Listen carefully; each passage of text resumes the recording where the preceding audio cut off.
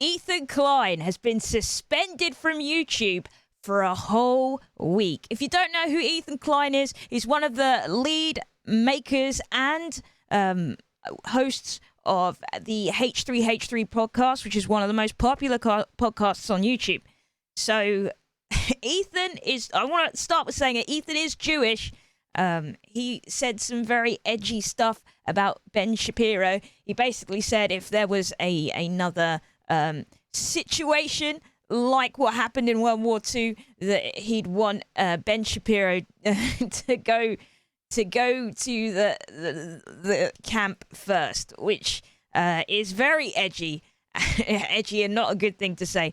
I don't know. Can you joke if you're from that same religion or race? I'm just thinking out, like, as a black person, if I said a bunch of racist stuff about other black people, would that be okay if it was a joke or not? I don't know. A lot of people got triggered by it, and he received a whole week suspension from YouTube. And if you know YouTube, if you get suspended once for doing something, you're on thin ice. You've got it's basically 3 strikes and you're out. As Sneeko discovered. If you don't know who Sneeko is, he's a content creator, red pill guy, very similar to Andrew Tate, kind of pushing the whole male misogyny stuff, about male empowerment. He has a course similar to Andrew Tate's where he's trying to teach young men how to either do like sales online or do content creation.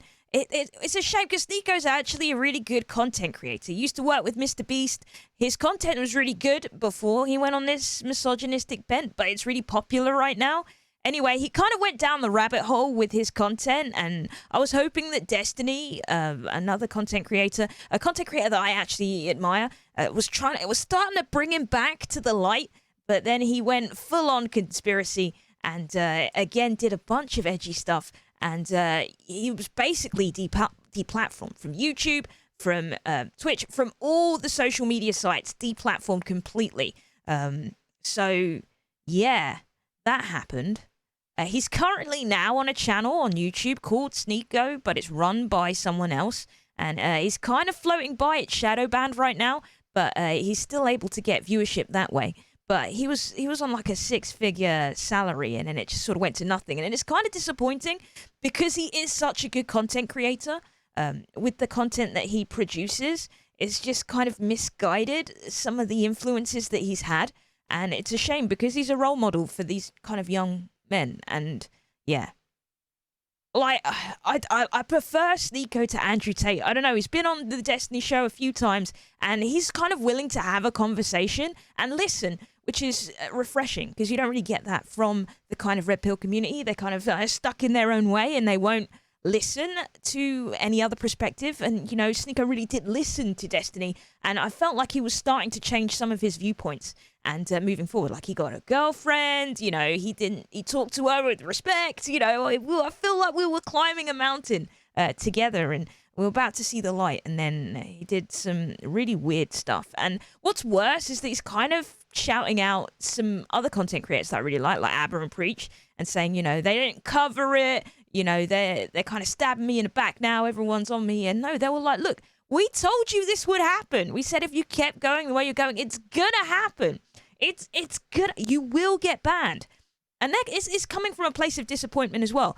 You know me, I think any ethnic minority content creator I'm kind of rooting for, even if some of their content's a bit problematic. I'm still sort of rooting for them, because I'm sort of like, come on, man. So, yeah, I don't know. I wish he'd listened and changed up his content. Because, I mean, even Andrew Tate said himself that I wish that I had changed up my content before I got deplatformed. Even he said himself that I wish I'd changed it up a little bit and been a bit more sensitive to the platforms that I'm on, so you can continue going. Because once you're deplatformed, it all goes underground. It gets extremely difficult to get your message out. And it also, it creates an even more extreme when it goes underground as well. That's why I'm not a fan of deplatforming at all. Not a fan at all. Next in the news, I cannot believe, I wish streamers would behave. Let me find the tweet. So, what is her name? Let me find a tweet and then we can go into more detail.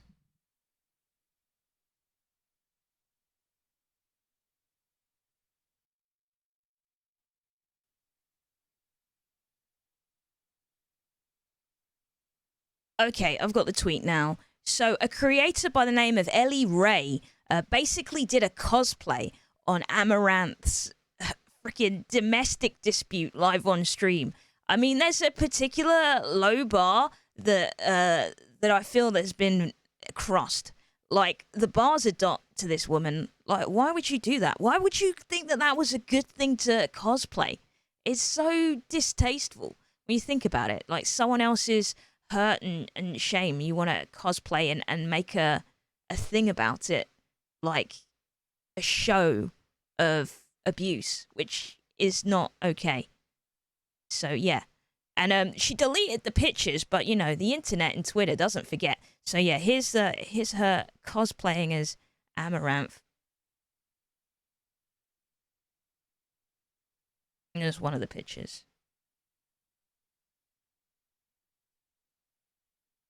Is kind of messed up.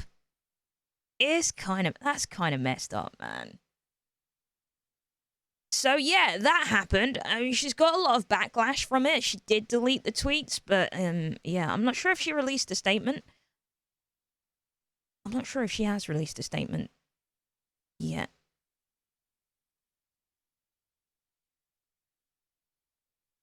No, she hasn't released a statement. It's just full of well, she's also cosplayed as our late queen as well, and then put "I'm to die for." So I think she's just trying to be provocative. Yeah, I don't know. I don't think it's okay. I'm hoping the backlash will be enough for her to reconsider decisions. I mean, she's already sort of backpedaling because she deleted the initial tweet. But yeah, this has got a lot of attention. So Chloe XOXO was the first person to sort of highlight this, and she's got 1,422 likes, 138 quote tweets, and 104 retweets. So we'll see. In other news, Kai Cenat is in hot water. Basically, if you don't know who Kai Cenat is, he's currently the most subscribed to streamer on Twitch. He's on a six-figure salary. I like any success from content creators, particularly black content creators. I'm kind of biased. And he was having a conversation with a mod live on stream. And the mod was sort of like, I thought this position would involve a salary. And then Kai's like, why did you think that? He's like, you were begging me to be a mod, so why should I pay you? And yeah, I don't know. I'm from the camp of, if you're making six figures, then you should probably pay your people or have a team around you that you pay. I mean, if I was in the position to be able to pay some of my mods that do fantastic work for me, I would pay them. I've got some stuff in the work that I can't really talk about, but if that stuff comes to fruition, then you know, I would be looking into paying like at least one mod to moderate my channel. Because if you're making enough income from content creation, you need to pay your team. A lot of these big content creators, they have a team that they pay, and they pay their mods. So yeah, I don't know. I feel like it's a really bad take. I guess if you don't pay them, you get to keep all your money. And, you know, you're going to find a fan that's going to be like, I'll do anything for you.